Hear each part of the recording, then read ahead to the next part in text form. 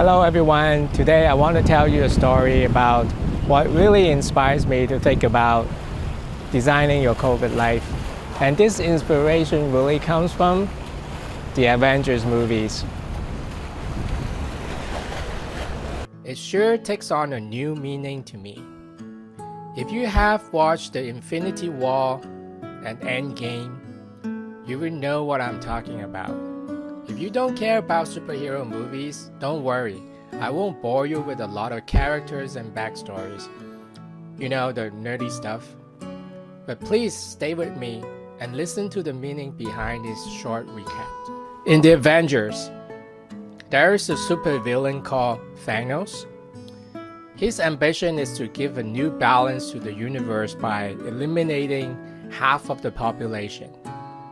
He succeeded by controlling some magic stones, and with their powers, he turned half of all living things into dust. Literally dust.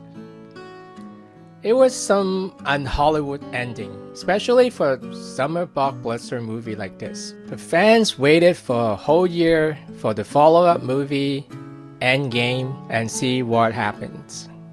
In the sequel, Endgame, the characters in the movie spent 5 years to figure out how to reverse Thanos' doing by doing some time traveling and finding the same magic stones in the past to undo everything.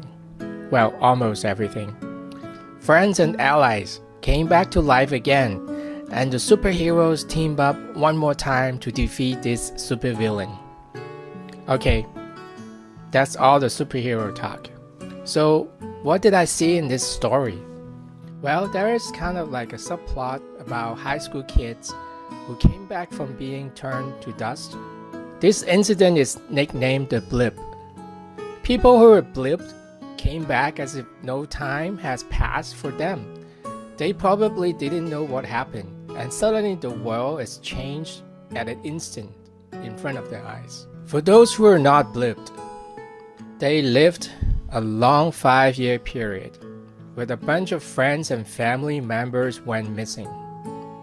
You see, the contrast is huge for these high school kids who were blipped compared to those who lived the extra 5 years. They are now older, more mature, some even graduate from college or about to. When they meet their friends who are just returned, they probably have a big difference in their mindsets and experience, and I won't be surprised if they find out they are now having some difficulties in communicating with each other. Their lives are totally different now. Now with COVID life, I'm seeing this side story with new insights. We are kind of having an important choice now. Are we being blipped professionally or academically during this time?